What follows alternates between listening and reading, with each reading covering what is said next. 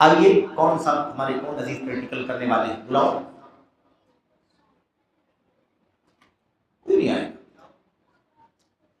آؤ آپ اپنے کیمرے کو ادھر آپ کریں. ابھی چونکہ ہم پریکٹیکل کرنے جا رہے ہیں اس لیے ہاں یہ قبلے کو آپ ذہن سے نکال دیں. ایسا سمجھیں کہ ہم قبلہ رو کھڑے. ہم نے تکبیر تحریمہ سے نماز شروع کی ہے.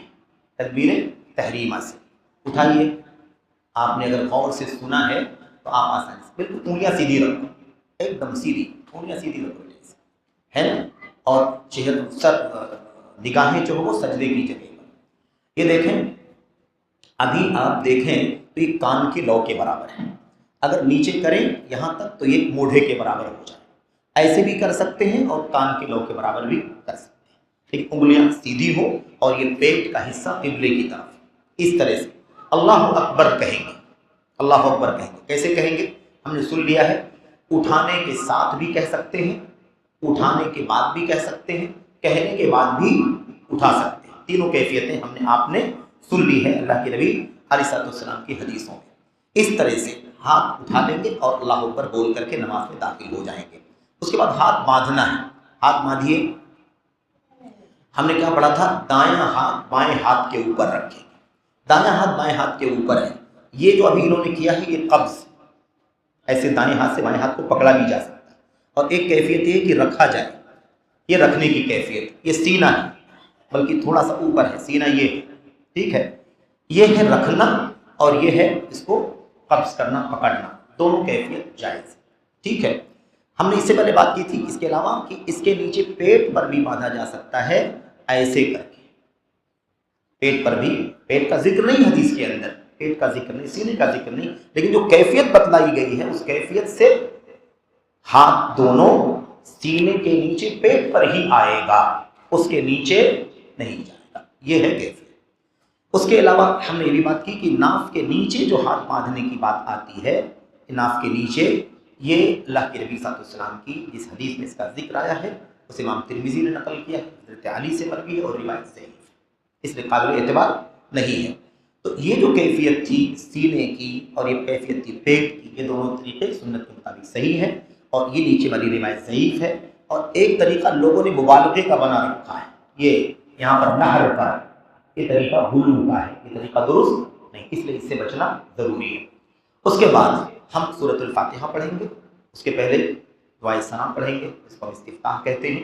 اور فارغ ہونے کے بعد ہم سورۃ الفاتحہ پڑھیں گے. اس سے پہلے اعوذ باللہ من الشیطان الرجیم بسم اللہ الرحمن الرحیم سورۃ الفاتحہ کی تلاوت کریں گے.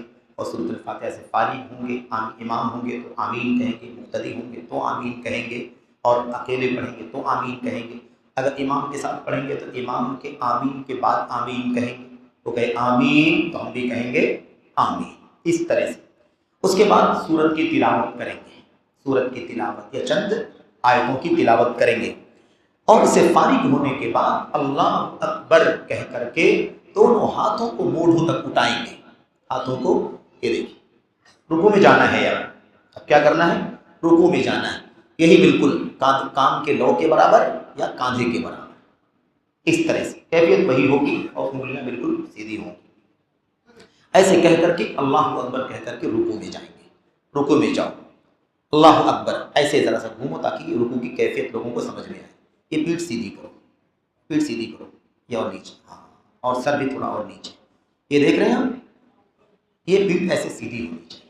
سر اوپر بھی نہیں ہونا چاہیے, نیچے بھی نہیں ہونا چاہیے, اور نگاہیں سجدے کے جگہ پر ہونی چاہیے.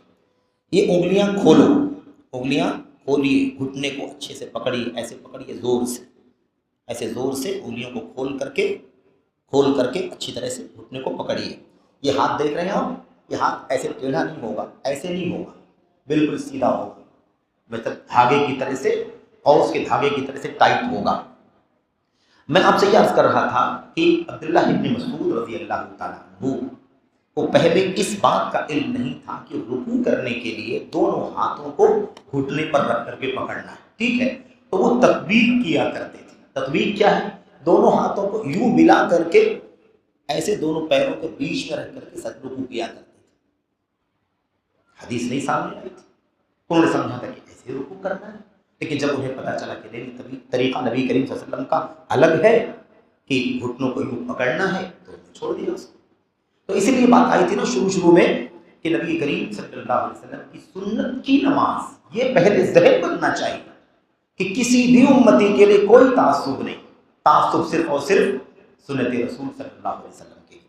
تو اس طرح سے رکوع میں اپنے ہاتھوں کو گھٹنے پر رکھیں گے اور ہاتھ بالکل ٹائٹ رکھیں گے، نہ تو اس کو پھیلائیں گے نہ تو اس کو ڈھیلا رکھیں گے، اور نہ یہ کمر سیدھی ہونی چاہیے. ایسا نہیں ہونا چاہیے کہ گولائی دار رہے، ٹھیک ہے، اور سر اوپر بھی نہیں اور نیچے بھی نہیں. اس کے بعد آپ اللہ سمع اللہ لمن حمدہ کہہ کر کے رفع دین کیجیے. یہ ہے اس طرح سے رفع دین. تو یہاں تک ہاتھ آئے گا، ٹھیک ہے، یہاں تک یا یہاں تک آئے گا، اور اس کے بعد ہاتھ کو چھوڑ دیا جائے. اب یہاں پر تھوڑا سا مسئلہ ہے، میں نے نہیں چھیڑا وہ مسئلہ، کہ علماء کرام کی دو رائے ہیں. ایک رائے یہ ہے کہ ایسے جیسے انہوں نے ہاتھ چھوڑ دیا نا، سمع اللہ لمن حمدہ کہہ کر کے ہاتھ کو چھوڑ دیا، ہم بھی چھوڑ دیتے ہیں. ایک رائے اہل علم کی یہ ہے کہ چھوڑنا نہیں ہے، جیسے ہم نے نماز شروع کی کھڑے تھے باندھ لیا، ایسے ہی کیا کرنا چاہیے، باندھ لینا چاہیے. اصل میں صراحت کے ساتھ کہیں بھی یہ بات نہیں آئی ہے. ایسے بات آئی ہے کہ اللہ کے نبی جب قیام کی حالت میں تھے تو اپنے ہاتھ کو سینے پر رکھا تھا. آئی بات سمجھ میں؟ تو اب ہمارے بعض علماء کہتے ہیں کہ بھئی جب قیام کی حالت کہا گیا ہے تو یہ بھی قیام کی حالت ہے، جیسے پہلے والی قیام کی حالت تھی یہ بھی قیام کی حالت ہے، تو پہلے جیسے رکھا تھا ایسے ابھی بھی رکھو. تو اہل علم کا ایک موقف ہے، اس میں کوئی عیب کی بات نہیں ہے. اگر کوئی ایسا بھی کرتا ہے تو ہمیں اس سے لڑنے جھگڑنے کی ضرورت نہیں ہے. ایسے مسائل میں جہاں کوئی صاف دلیل نہ ہو، دونوں چیزیں ثابت ہوتی ہوں، سمجھ میں آتا ہو کہ ایسا بھی ہو سکتا ہے ایسا بھی ہو سکتا ہے، وہاں شدت نہیں ہونی چاہیے. تو اگر کوئی باندھتا ہے تو نہ باندھنے والے ان کو برا نہ بولیں، اور کوئی نہیں باندھتا ہے تو باندھنے والے بھی ان کو برا نہیں بولیں. یعنی دونوں کو چاہیے کہ دونوں اس سلسلے میں سختی کی طرف نہ جائیں. یہ انہوں نے قوما کر لیا. اب یہ رکوع سے اٹھ چکے ہیں، اب انہیں کیا کہنا ہے، دعا پڑھنی ہے. کیا ہے دعا؟ وہ سمع اللہ لمن حمدہ کہا، ربنا ولک الحمد، اور آئی تھی بات کہ 4 طرح سے بولا جا سکتا ہے، حمدا کثیرا طیبا مبارکا فیہ، اور اس کے آگے والی دعائیں بھی آپ پڑھتے ہیں تو پڑھیں، ورنہ اتنا بھی کافی ہے، کوئی اس میں عیب کی بات نہیں. اس طرح سے یہ قوما مکمل ہو جائے گا. لیکن یہ اٹھنا ہے، یہ اٹھ کر کے اپنے کو پورے جسم کو کھڑے ہونے کی حالت میں جیسے ہوتا ہے ایسے جسم کو آ جانا چاہیے. یہ نہیں کہ ہم یہاں سے اٹھے سمع اللہ لمن حمدہ اور فوراً اللہ اکبر کہہ کر کے، یہ غلط ہے، اعتدال کے خلاف. اور آپ کو معلوم ہے نا وہ جو ابو ہریرہ رضی اللہ تعالیٰ عنہ کی روایت میں اس آدمی کا ذکر ہے، صحابی کا، جو نماز بار بار پڑھ کے آتے تھے، سلام کرتے تھے. اللہ کے نبی نے فرمایا جاؤ نماز پڑھو. تم نے نماز نہیں پڑھی ہے؟ وہ کیا کرتے تھے؟ سارے کام کرتے تھے، بس صرف جلد بازی کرتے تھے، جلد بازی کرتے تھے. صحیح سے رکوع نہیں کیا، صحیح سے قوما نہیں کیا، صحیح سجدہ نہیں کیا، جلدی سے اٹھ گئے، جلدی سے چلے گئے. اسی لیے اللہ کے نبی نے جاؤ صلی، ہے نا، ارجع فصلی فانک لم تصلی، جاؤ واپس پھر سے نماز پڑھو، اس لیے کہ تم نے نماز نہیں پڑھی. تو جب ایک بار پھر ویسی حرکت، پھر دوسری بار پھر وہی معاملہ، پھر تیسری بار پھر وہی معاملہ، اللہ کے نبی نے فرمایا جاؤ پھر سے نماز پڑھو، نماز نہیں ہوئی تمہاری، پڑھائی نہیں تم نے. تو انہوں نے کہا اللہ کے نبی صلی اللہ علیہ وسلم علمنی فإنی لا احسن غیرہا، اللہ کے نبی مجھے بتا دیجئے کہ میں کیا غلطی کر رہا ہوں، کیونکہ میں اس سے اچھا نہیں پڑھ پاؤں گا، اس سے اچھا پڑھ نہیں پاؤں گا. آپ بتائیے کہ کیا میں غلطی کر رہا ہوں. تو اللہ کے نبی نے پوری کیفیت بتلائی، کھڑے ہو تو کیا کرو، کیسے کھڑے ہو، رکوع میں جاؤ تو کیسے رکوع کرو، اٹھو تو کیسے اٹھو، ساری کیفیت اس میں یہ سب شامل ہے. ہم نے وقت کی قلت کی بنیاد پر رعایت پڑھی نہیں ہے نا، ورنہ ساری باتیں آتی. یہ اب ہو گیا قوما ہو گیا. اب ہمیں کیا کرنا ہے، سجدے میں جانا ہے. تکبیر تحریمہ کیا، ہاتھ اٹھایا، رکوع میں گئے ہاتھ اٹھایا، اور رکوع سے اٹھے تو اب ہاتھ اٹھایا. یہ 3 جگہ مکمل ہوئی. اب 2 رکعت کے بعد ہاتھ اٹھایا جائے. دوسری رکعت کے لیے اٹھیں گے، 2 رکعت سے اٹھیں گے، تیسری رکعت کے لیے تو ہاتھ اٹھائیں گے. اللہ اکبر بول کر کے سجدے میں جانا ہے. یہ دیکھیے انہوں نے ہاتھ پہلے رکھا، انہوں نے ہاتھ پہلے رکھا، ادھر لاؤ، ہاتھ پہلے رکھا انہوں نے، ہے نا، اور گھٹنا بعد میں رکھا. سر اور آگے لے جاؤ، اور آگے اور آگے لے جاؤ سر. یہ ہاتھ یہاں لائیے، دونوں ہاتھوں کے بیچ میں سر آپ کا ہونا چاہیے. دونوں ہاتھوں کے بیچ یہ بات رہے گی کہ سجدہ کہاں ہوگا، दोनों हाथों के बीच में सजदा होगा। ये देखा आपने, ये उंगलियां देखें, इधर उंगलियां देखें, उंगलियां ये किबले की तरफ होनी चाहिए, उंगलियां किबले की तरफ हैं। सर आप देखें, पेशानी, नाक, और ऐसे ही ये दोनों घुटने और ऐसे दोनों पैर की उंगलियां और दोनों हाथ। इस तरह से ये 7 हड्डियां जमीन के ऊपर हैं, 7 हड्डियां जमीन के ऊपर हैं। ये देखिए, मैं कह रहा था आपसे कि ये जो होना चाहिए, कमर ना नीचे करो, ये देखिए ऐसा होना चाहिए, देखा, सजदा ऐसे होना चाहिए, ऐसे नहीं होना चाहिए, इस तरह से होना चाहिए कि ये हिस्सा ऊपर हो और यूं अल्लाह के नबी सल्लल्लाहु अलैहि वसल्लम सजदा करने के लिए ऐसे। हाँ, इस पर हम शायद बात नहीं की, छूट गई वो बात। ये दोनों पैरों को दूर रखा जाएगा, ठीक है। मसला है सिर्फ इन एड़ियों को मिलाने का या ना मिलाने का। दोनों एड़ियां मिलाई जाएंगी रुकू सजदे की हालत में या नहीं मिलाई जाएगी, वो चीज़ वहाँ पर दर्स के दौरान रह गई। इस सिलसिले में हमने इससे पहले भी गालिबन जिक्र किया था कि अल्लाह के नबी अलैहिस्सलाम की जो हदीस आई है उम्मुल मोमिनीन आयशा सिद्दीक़ा रज़ियल्लाहु ताला अन्हा से, वो हदीस ऐसे आई है कि अल्लाह के नबी सल्लल्लाहु रात की नमाज पढ़ रहे थे, है ना, हाँ ऐसे क्रॉस हो जाओ, रात की नमाज पढ़ रहे थे और कहती हैं कि मेरा हाथ जो है अल्लाह के नबी सल्लल्लाहु के दोनों पैरों पर लगा, रासन अक़ीबई, रासन का मतलब दोनों चिपका हुआ, ये देख रहे हो, दोनों चिपका हुआ। ऐसा उम्मुल मोमिनीन आयशा की उस रिवायत में आया हुआ है। मसला कहाँ है? अभी आमतौर पर आप देखते हैं कि आमतौर पर अमल में नहीं है, कम अमल में। उसकी वजह क्या है? उसकी वजह ये है कि जो वाक़या है, जो हदीस इसका तज़किरा आया हुआ है, तहज्जुद की बात है। अल्लाह के नबी सल्लल्लाहु अलैहि वसल्लम घर में नमाज़ पढ़ते थे, जगह कम थी, और जब अल्लाह के नबी सजदे में जाते थे तो अम्मा आयशा को हाथ लगा दिया करते थे, वो पैर समेट लिया करती थी, सजदा किया करते थे। ये हालत थी, कमरा छोटा। तो अब ये जो रिवायत, असल रिवायत है, वो सही मुस्लिम की है। असल हदीस कहाँ है? सही मुस्लिम की। सही मुस्लिम की रिवायत में ये बात नहीं आई हुई है, ये आया हुआ है कि उम्मुल मोमिनीन आयशा ने अल्लाह के नबी के दोनों पैरों पर हाथ लगा, और उसमें क्या कहती है, मनसूबतान, दोनों पैर खड़े थे, दोनों पैर खड़े थे। ये बात सही मुस्लिम में आई हुई है।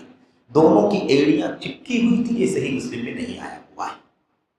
वाक़या वही है। सही मुस्लिम की जो असल रिवायत है उसमें खड़े होने का जिक्र है, पैरों के मिलने का जिक्र नहीं है। दूसरी रिवायतों में ख़ास तौर पर इमाम इब्न खुज़ैमा रहमतुल्लाह अलैह ने अपनी सही में रिवायत नकल की है, और इमाम इब्न हिब्बान ने भी नकल की है। ये कहते हैं कि सही मुस्लिम का वाक़या वही है जो रात में तहज्जुद के वक्त पेश आया, लेकिन सही मुस्लिम की रिवायत में दोनों एड़ियों के मिलाने का जिक्र नहीं मिलता। दूसरे मुहद्दिसीन ने उसको अपनी सनद से जो रिवायत नकल की है उसमें दोनों एड़ियों को मिलाने का जिक्र मिलता है।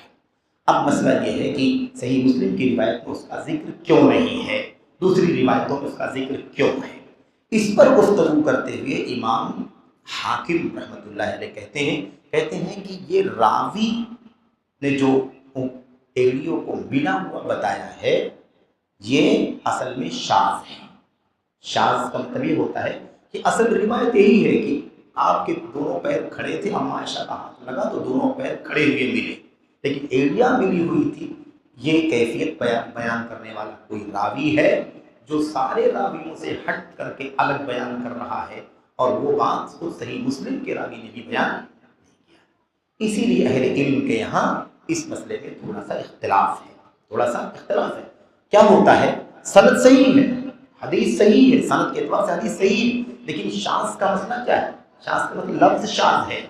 ये दोनों एड़ियां मिली हुई थी या नहीं मिली हुई थी, ये शाज़ ज़ईफ़ हदीस की किस्मों में आती हैं। इसलिए अहले इल्म ने थोड़ी सी गुफ्तगू की है। इसलिए इस मामले में शिद्दत ना हो, अगर कोई पैर मिलाता है, एड़ियां मिलाता है तो मिलाने दिया जाए, वरना आम हालात में ना मिलाना ये ज़्यादा बेहतर है मिलाने के मुकाबले में।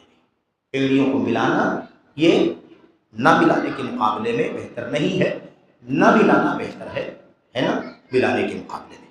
ये बात समझता हूँ आ गई। ये सजदा ऐसे, ये कैफियत आप याद रखें। यहाँ ध्यान दें, देखिए ये कलाई, ये है ना, हथेली कहाँ है?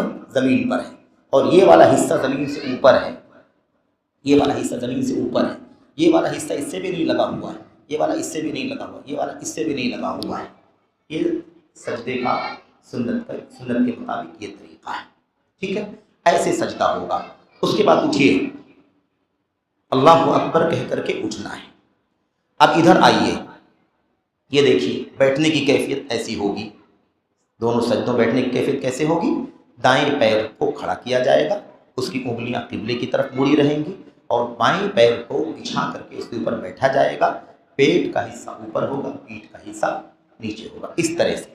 یہاں پر دیکھیں، یہ جو طریقہ ہے ہاتھ کے رکھنے کا، ایک طریقہ تو یہ ہے جو آپ دیکھ رہے ہیں کہ گھٹنے پر دونوں ہاتھ رکھا ہوا ہے، دائیں کو دائیں گھٹنے پر، بائیں کو بائیں گھٹنے پر، ایک طریقہ۔ دوسرا طریقہ یہ ہے کہ ران پر رکھا جائے، یہ کیفیت بھی جائز ہے، دونوں رانوں پر بھی دونوں ہاتھوں کو رکھنا جائز ہے، دونوں طرح کی روایتیں صحیح ہیں، اس میں کوئی حرج کی بات نہیں ہے۔ اس بیچ میں ہمیں دعا پڑھنی ہے، رب اغفر لی، رب اغفر لی، اور دوسری دعائیں۔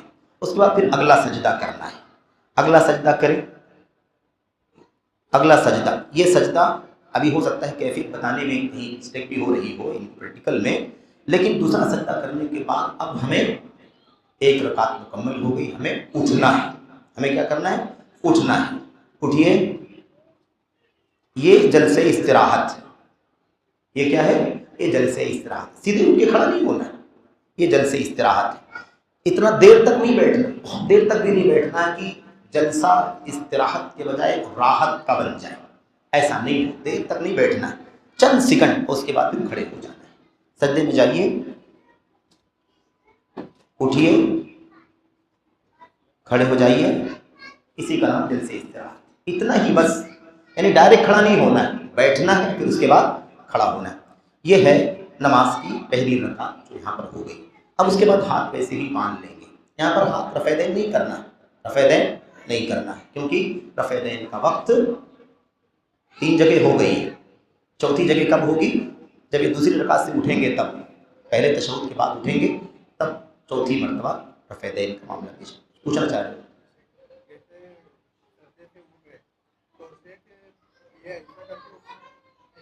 ہاں ایک مسئلہ اچھا ہوا آپ نے یاد دلایا، آپ جاؤ نیچے،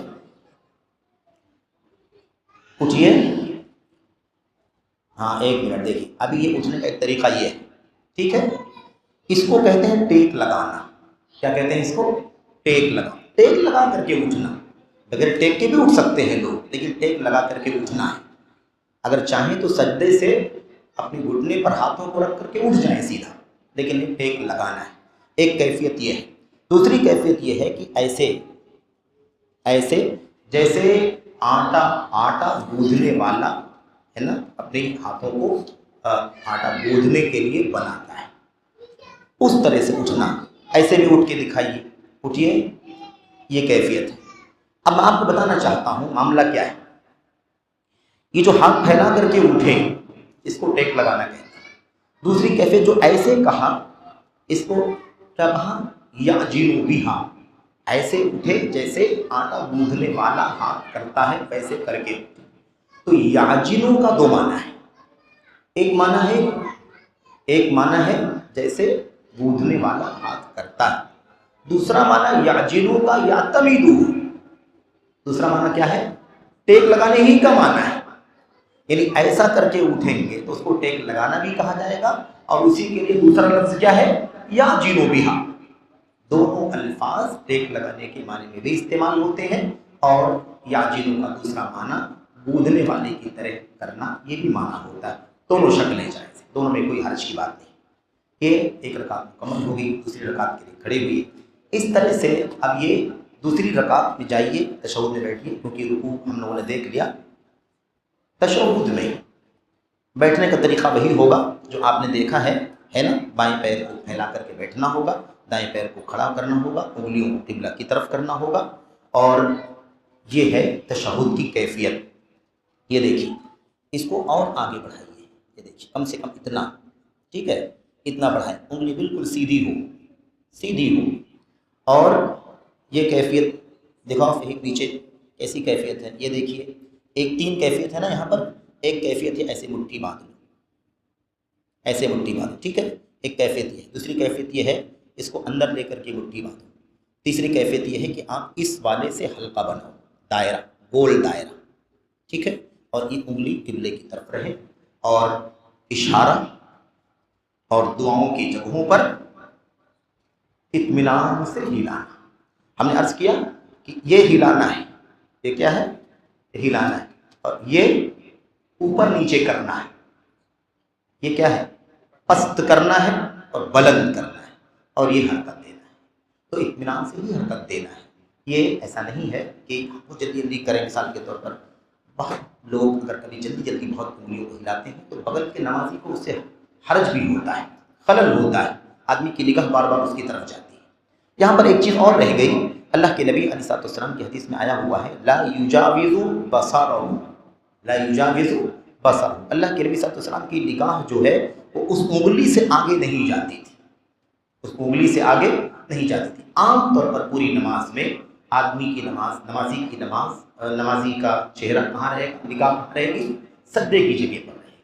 تشہد کی حالت میں اللہ کے نبی نے فرمایا کہ اس سے انگلی آگے نہیں جاتی تھی، اس سے انگلی آگے نہیں جاتی تھی، لیکن اس سے سجدے کی جگہ سے ہٹانا بھی ثابت نہیں ہوتا، یعنی دونوں چیزیں آنکھوں کے سامنے ہیں، بس سجدے کی جگہ پر نظر ہے لیکن نظر اس سے آگے نہیں جاتی ہے۔ یہ کیفیت اللہ کے نبی صلی اللہ علیہ وسلم نے بتلائی ہے۔ یہاں پر تشہد کی دعائیں پڑھی جائیں گی، تحیات پڑھی جائے گی، اور درود بھی پڑھا جائے تو بہتر ہے، اور اس کے بعد پھر ہے نا تیسری رکعت کے لیے اٹھیں گے۔ تیسری رکعت کے لیے اللہ اکبر کہہ کر کے اٹھیں، یہ اللہ اکبر کہہ کر کے اٹھنا ہے، ہاتھ باندھ دینا ہے۔ اب ہاتھ باندھنے سے پہلے رفع دین ہونا چاہیے۔ یہ تیسری رکعت ہے، تیسری رکعت رفع دین یہ چوتھی جگہ ہے جہاں پر رفع دین سنت ہے نبی کریم صلی اللہ علیہ وسلم۔ رفع دین کرنے کے بعد پھر ہاتھ باندھیں گے، ہاتھ باندھیں گے، تیسری رکعت پڑھیں گے جیسے پہلی رکعت پڑھی تھی، سوائے تکبیر، سوائے دعائے ثنا کے، دعائے استفتاح کے، بقیہ جیسے پہلی رکعت پڑھی ایسے ہی رکعت پڑھی جائے۔ تکبیر تحریمہ نہیں کہی جائے کہ جو اٹھنے کے لیے اللہ پر کہا ہے وہ قیام کے لیے کافی ہے۔ اس طرح سے تیسری رکعت مکمل ہوگی۔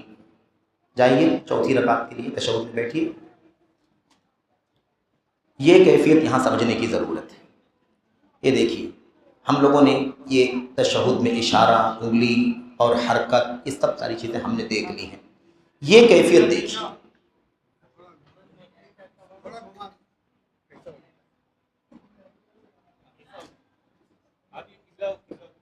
کوئی بات ٹھیک ہے۔ تین کیفیتیں ہم نے کیا سنا؟ تین کیفیتیں۔ جب ہم نے پیر کو، بائیں پیر کو بچھایا، دائیں پیر کو کھڑا کیا، بائیں پیر کو بچھایا، اس کو افتراش کہتے ہیں۔ اس کا کیا نام تھا؟ افتراش۔ اب یہاں پر کیا ہے؟ بائیں پیر کو دائیں پیر کے نیچے سے باہر نکالا گیا ہے، اور بیٹھا کس پر گیا ہے؟ اپنے جسم پر، اپنے پٹھے پر انسان بیٹھا ہوا ہے۔ اس کو تورک کہتے ہیں۔ اس حصے کو ورک کہا جاتا ہے عربی میں، اور اس پر بیٹھنے کو تورک کہا جاتا ہے۔ تو اب دیکھیے یہ پہلی کیفیت ہے، دائیں پیر کو کھڑا کرنا، انگلیوں کو قبلے کی طرف کرنا، بائیں پیر کو دائیں پیر کے نیچے سے باہر نکالنا، ان انگلیوں کو بھی قبلے کی طرف کرنا، ان انگلیوں کو بھی قبلے کی طرف کرنا جیسے کیا ہوا ہے۔ یہ ایک کیفیت ہے۔ دوسری کیفیت کیا ہے؟ دونوں پیروں کو باہر نکالو دائیں طرف، یہ دوسری کیفیت۔ یہ اللہ کے نبی صلی اللہ علیہ وسلم کی دوسری حدیث میں یہ کیفیت بالکل ثابت ہے۔ دونوں پیروں کو دائیں طرف باہر نکالنا، اور کوشش کرنا کہ انگلیاں قبلے کی طرف رہیں جہاں تک ہو سکے۔ یہ دو کیفیت تو آسانی سے آدمی۔ تیسری کیفیت کیا ہے؟ یہ پیر کھڑا کیجئے داہنا، اس پیر کو اس کے بیچ سے نکالیے۔ یہ کیفیت اللہ کے نبی صلی اللہ علیہ وسلم کی سنت کے اندر ثابت ہے، عمل میں نہیں ہے تو ایسا کرنے مشکل پیش آتی ہے۔ یہ اللہ کے نبی صلی اللہ علیہ وسلم کی سنت کی تیسری کیفیت ہے کہ بائیں پیر کو دائیں پیر کے ران اور پڈلی، یہ پڈلی اور یہ ران، ان دونوں کے بیچ سے باہر نکالا جائے جیسا کہ انہوں نے ابھی کیا ہوا ہے۔ تو یہ کیفیت ہے، تین کیفیتیں، ان میں سے کوئی بھی کیفیت انسان بیٹھے تشہد، آخری تشہد میں اس کا تشہد صحیح ہے، اور تشہد کی دعائیں پڑھیں، اور دعائیں پڑھنے کے بعد مزید دعائیں جو کرنا چاہے کریں، آیتیں حدیثیں جو بھی دعائیں آئی ہوئی، اور اس کے بعد دائیں اور بائیں طرف سلام پھیریں۔ سلام جو بازو میں رہتا ہے اس کو تو تکلیف ہو جاتی ہے؟ सब वैसे ही करेंगे तो वहाँ तकलीफ होगी, सब सुन्नत की मुताबिक करेंगे तकलीफ नहीं होगी। उसके बाजू वाला भी आगे बढ़ जाएगा, उसका भी पैर बाहर की तरफ निकलेगा, इधर माइल होगा, तीसरा वाला इधर माइल होगा, उसका पैर इधर निकला होगा। हमारे आपके बगल में कोई अगर नमाजी ऐसा हो जो तवर्रुक न करे, आप तवर्रुक करें तो बहुत हर्ज होगा, या हम किसी वजह से तवर्रुक न करें और वो तवर्रुक करें तो उसको बहुत हर्ज होता है, उसकी वजह से हमें हर्ज होता है अगर हम उसके दाएं तरफ होते हैं। लेकिन सभी लोग अगर सुन्नत के मुताबिक अमल करें तो मसला नहीं होगा। अगर ऐसा नहीं बैठने नमाज में, अगर ऐसा नहीं बैठ पा रहे हम लोग तो मतलब कैसा बैठना पड़ेगा, जैसे दूसरी रकात अगर किसी तरह का उज़्र है तो मसला मुख्तलिफ है। उज़्र है तो जैसे इंसान कर सकता हो, जितना करीब से करीब सुन्नत के मुताबिक कर सकता हो उतना करे। ऐसा नहीं कर सकता है तो दूसरे तशहुद पहले तशहुद की तरह बैठ जाए, जैसे हम दूसरी रकात में हम बैठे थे वैसे बैठ जाए, ठीक है, तो उसमें कोई हर्ज नहीं है अगर उज़्र है तो। ये सुन्नत है, ये सुन्नत का तरीका है। सलाम फेरने के लिए दाईं तरफ सलाम फेरना है, दाईं तरफ सलाम फेरिए, ये दाईं तरफ का मतलब ये है कि दाईं तरफ और फिर बाईं तरफ, अस्सलाम वालेकुम रहमतुल्लाह, अस्सलाम वालेकुम रहमतुल्लाह। अब इसमें बाद लोग क्या करते हैं, दाएं बाएं ज़्यादा अपने कंधे को देखते हैं और ऐसा समझते हैं कि शायद यही सलाम फेरने का तरीका है। ये तरीका सही है, अन यमीन ही और अन यसारी, अपनी दाईं तरफ और अपने बाएं तरफ, इस तरह से नमाज की कैफियत है, नमाज का तरीका है। मैं समझता हूँ शायद बात वाज़ेह हो गई। हमारी माएँ बहनें बैठी हुई हैं, मेरी मालूम कि वो कितना देख रही हैं, कितना समझ रही हैं। अल्लाह करे कि ये मजलिस हम सब के लिए मुफीद हो और अल्लाह तबारक व तआला हमें और आपको सुन्नत के मुताबिक नमाज अदा करने की तौफीक अता फरमाए। नमाज नबवी, सलात नबवी के अल्लाह तबारक व तआला तौफीक अता फरमाए। सवाल